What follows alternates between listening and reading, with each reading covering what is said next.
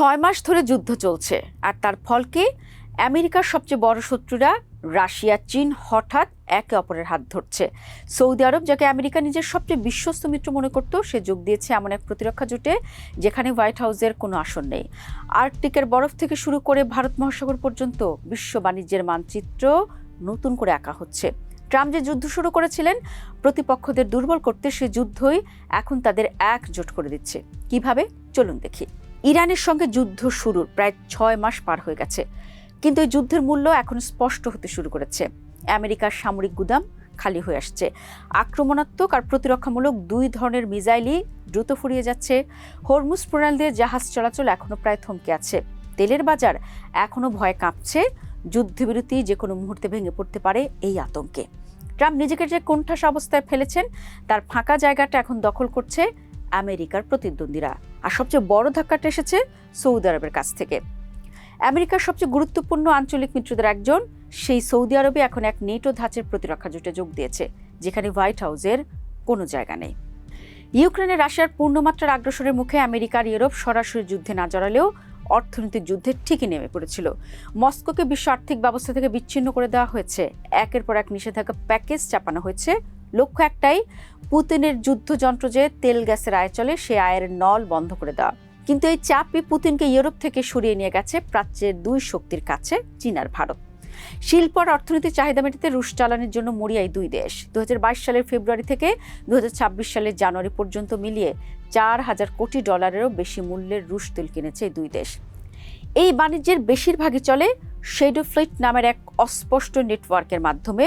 পুরনো ট্যাঙ্কারের বহর, যারা পশ্চিমা মূল্যসীমা আর বিমা নিয়ম এড়িয়ে নিষিদ্ধ তেল পাচার করে। সমাধান খুঁজতে গিয়ে রাশিয়ার উপপ্রধানমন্ত্রী মারাত খুসনুলিন সম্প্রতি এক নতুন পরিকল্পনার কথা জানিয়েছেন। আফগানিস্তান, পাকিস্তান, তুর্কমেনিস্তান আর ইরান হয়ে ভারত মহাসাগর পর্যন্ত স্থায়ী রেলপথ তৈরির কথা ভাবছে মস্কো। এই রেলপথ তৈরি হতে বছরের পর বছর লাগবে, এখনো চূড়ান্ত সিদ্ধান্ত হয়নি।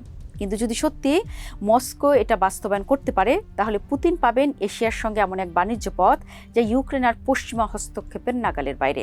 এতদিন এই পথে শুধু রুশ তেল আর ধাতু বহনকারী ট্যাঙ্কারই নিয়মিত চলাচল করত, কিন্তু এবার বদলে যাচ্ছে দৃশ্যপট। এ সপ্তাহে চীনের শ্রী লিজেন শিপিং কোম্পানি চালু করছে নিয়মিত এক সার্ভিস, চীনের নিংবো বন্দর থেকে যুক্তরাজ্যের ফেলিক্সটো পর্যন্ত।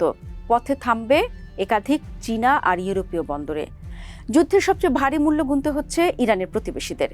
ইরান এখন পুরোপুরি সচেতন হরমুজ প্রণালী বন্ধ করে দেওয়ার ক্ষমতা তাদের হাতে কতটা প্রভাব ফেলতে পারে, আর সেই ক্ষমতা ব্যবহার করতে তারা এতটুকু দ্বিধা করছে না। উপসাগরীয় আরব রাষ্ট্রগুলোর মার্কিন সামরিক ঘাঁটিয়ার জ্বালানি অবকাঠামোয় একের পর এক হামলা চালিয়েছে ইরান। এসব হামলা ভেঙে দিয়েছে সৌদি আরব, সংযুক্ত আরব আমিরাত আর কাতারের বহু বছরের গড়া নিরাপদ আশ্রয়ের ভাবমূর্তি, যা তারা তেল নির্ভরতা কমানোর কৌশলের অংশ হিসেবেই যত্নে তৈরি করেছিল। আর এখন তাদের শাসকদের সামনে এসে দাঁড়িয়েছে একটাই কঠিন প্রশ্ন: আমাদের নিরাপত্তার জন্য কি আমরা শুধু আমেরিকার উপর ভরসা করে থাকতে পারি? রিয়াদ উত্তর দিয়ে দিয়েছে। 7 আগস্ট সৌদি যুবরাজ মোহাম্মদ বিন সালমান, তুরস্কের প্রেসিডেন্ট রিসেপ তাইয়িপ এরদোয়ান আর পাকিস্তানের প্রধানমন্ত্রী শেহবাজ শরীফ স্বাক্ষর করেছেন মক্কা যৌথ প্রতিরক্ষা চুক্তি। এই চুক্তির মূলনীতি অনেকটা নেটোর মতোই, একজনের উপর হামলা মানে সবার উপর হামলা। স্বাক্ষরকারীরা এটাও জানিয়েছেন, ভবিষ্যতে অন্য আঞ্চলিক শক্তিগুলোকে এই জোটে যুক্ত করার সুযোগ রাখা হয়েছে। একটা যুদ্ধ শুরু হয়েছিল শত্রুকে দুর্বল করতে, কিন্তু 6 মাস পর দেখা যাচ্ছে সে যুদ্ধই জন্ম দিয়েছে নতুন বন্ধুত্বের। রাশিয়া তাকাচ্ছে দক্ষিণে, চীন তাকাচ্ছে উত্তরে, আর যারা কখনো ওয়াশিংটনের ছায়া ছাড়া ভাবতেই পারত না, তারাও এখন খুঁজছে নিজেদের পথ। মানচিত্র বদলাচ্ছে, ক্ষমতার সমীকরণ বদলাচ্ছে। প্রশ্ন একটাই, এই বদলে যাওয়া বিশ্বে আমেরিকাকে এখনো সেই কেন্দ্রবিন্দু যা একসময় ছিল? এক কথায় উত্তর হলো অবশ্যই না।